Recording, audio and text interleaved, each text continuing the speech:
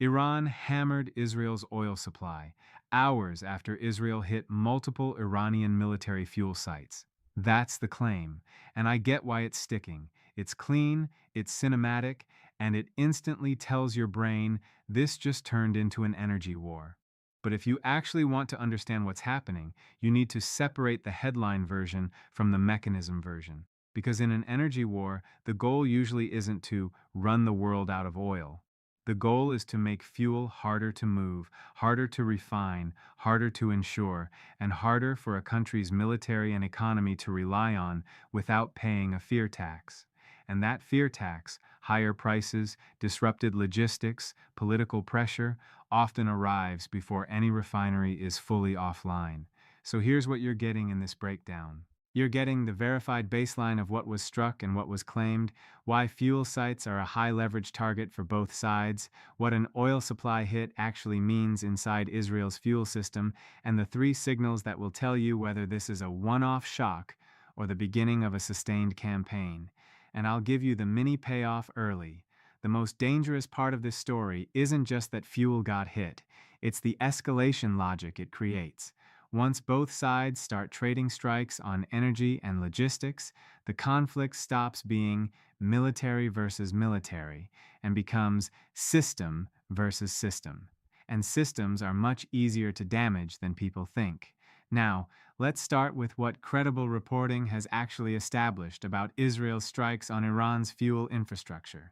There's solid reporting that Israel carried out wide strikes on Iranian fuel depots and petroleum logistics sites in Tehran, with imagery of major fires and heavy smoke. Axios reports Israeli strikes on 30 Iranian fuel depots and notes the U.S. was surprised by how wide-ranging they were. Axios. Al Jazeera reports that the strikes hit multiple oil storage facilities and an oil production transfer center, naming locations including Agdassia, Shahran, Karaj, and the Tehran refinery area, describing fires and fuel leakage into streets. Al Jazeera. So the Iran lost fuel sites part isn't fantasy. These were real strikes on fuel storage and distribution infrastructure, and even U.S. officials were concerned about how striking visible fuel depots could spook markets and raise prices. Axios. Now, here's where the internet starts to distort reality with one word: lost. Fuel depots being hit doesn't always mean the entire fuel system collapses instantly. What it does mean is friction. It means rationing becomes more likely. It means military mobility becomes more complicated. It means civilians feel it. It means the state has to redirect resources to firefighting, repair, and protection. And Al Jazeera notes Iran's petroleum ministry cut daily fuel rations for civilians after the depot strikes, exactly the kind of friction energy attacks create. Al Jazeera. So yes, Israel striking Iranian fuel sites matters. But now we need to deal with the second half of your title. Iran hammered Israel's oil supply hours later. What's the best supported version of that? Reporting and Israeli outlets describe Iranian messaging and claims that Iran targeted Israel's energy infrastructure in response. The Jerusalem Post reported that Iranian state media said the IRGC had targeted the Haifa oil refinery as retaliation, while the IDF confirmed it struck Iranian oil resources connected to Iran's military-industrial complex. The Jerusalem Post. So you have an observable escalation pattern in the reporting: strikes on Iranian fuel depots and oil-linked sites, followed by claims of strikes on Israel's energy infrastructure, especially around Haifa. Now notice how careful that wording is, because it matters.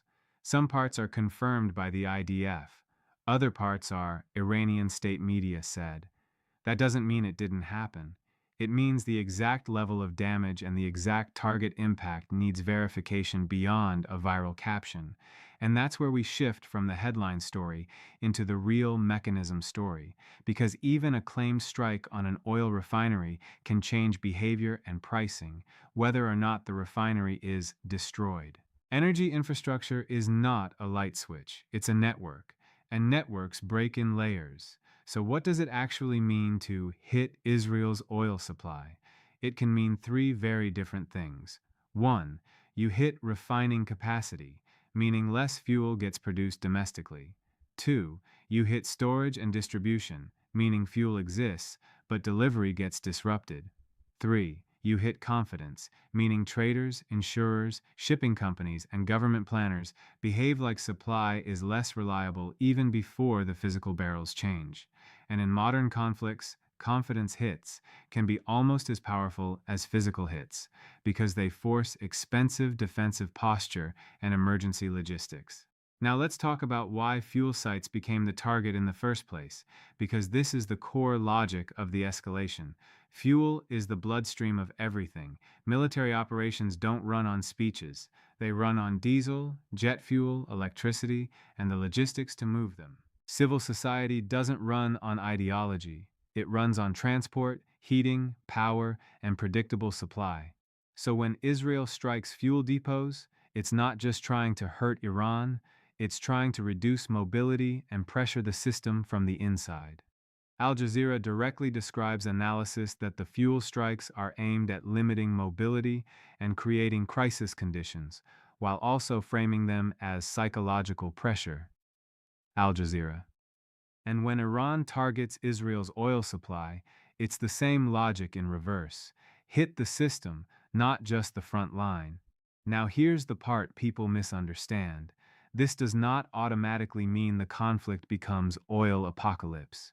It means the conflict is expanding into infrastructure, and infrastructure attacks have outsized ripple effects, because infrastructure is where war meets daily life. Now let's make this concrete. What would hammering Israel's oil supply look like if it's real? It wouldn't necessarily look like a refinery exploding on camera. It could look like a refinery temporarily shutting units as a precaution. It could look like product shortages in certain regions.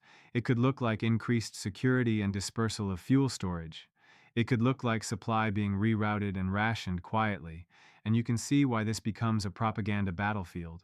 Because both sides benefit from different narratives. Iran benefits from saying, "We hit your lifeline." Israel benefits from saying, "We intercepted it, minimal impact, operations continue." So the only way to stay sane is to track what converges over time. Now, zoom out one level. This isn't happening in a vacuum. Energy markets and shipping are already under strain in the broader war environment.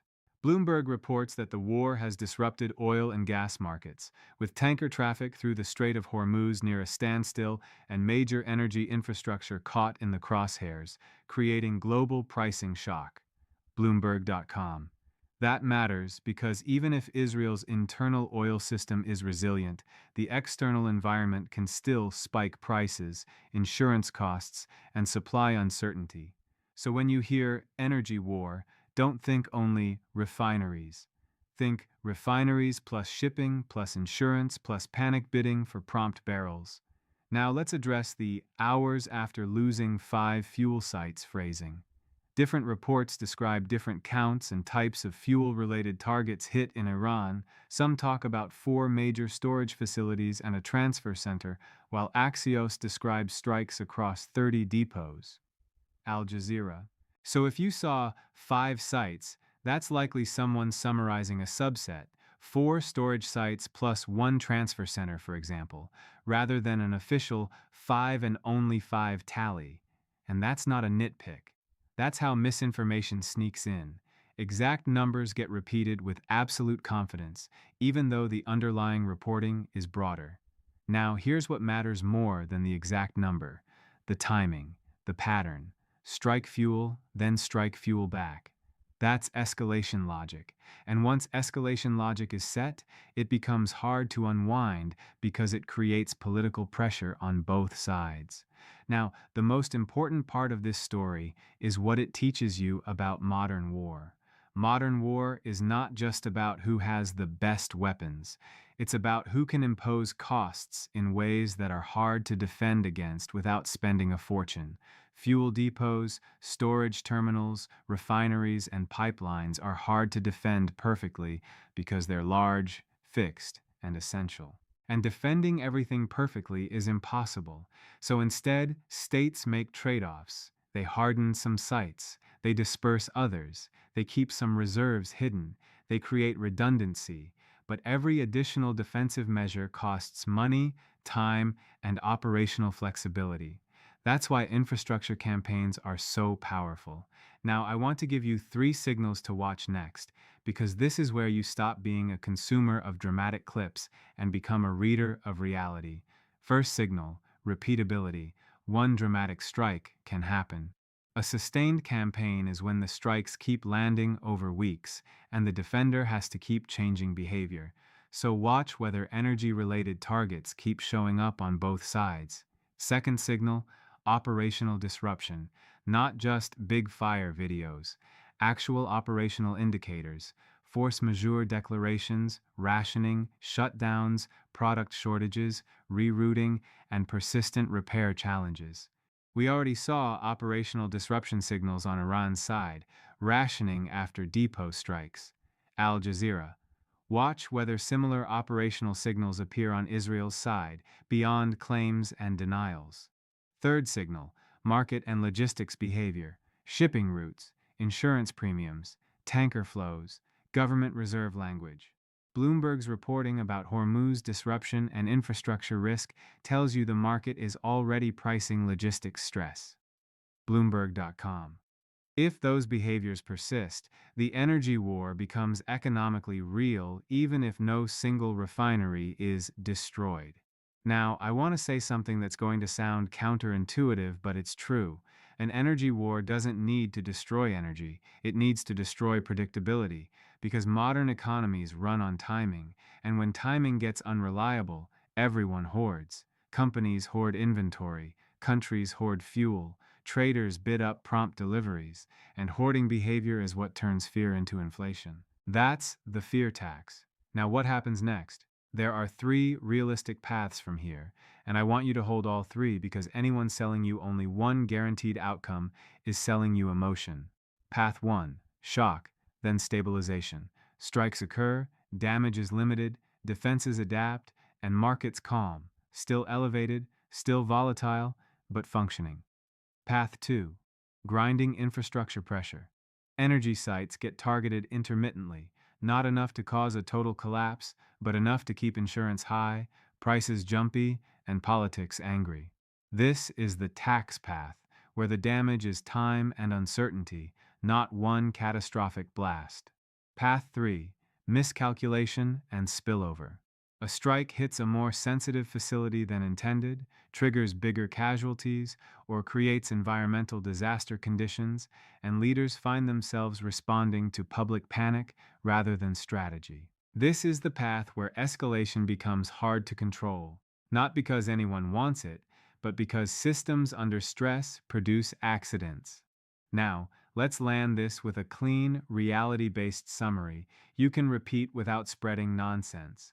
Israel has carried out wide strikes on Iranian fuel depots and petroleum logistics, with Axios reporting 30 depots hit and Al Jazeera detailing multiple major storage facilities and a transfer center. Axios. In response, Iranian messaging and reporting, including Israeli media, has described Iran targeting Israel's energy infrastructure, with Iranian state media claiming a strike on Haifa's refinery, as reported by the Jerusalem Post. The Jerusalem Post. That pattern is consistent with an escalation into infrastructure pressure, an energy war logic, where the goal is to impose friction, raise costs, and break confidence, not necessarily to run out the world's oil overnight. Now tell me what you think is more likely from here. Do these energy strikes stay intermittent, mostly psychological and economic pressure, or do you think they become systematic enough that fuel supply and shipping behavior change for months?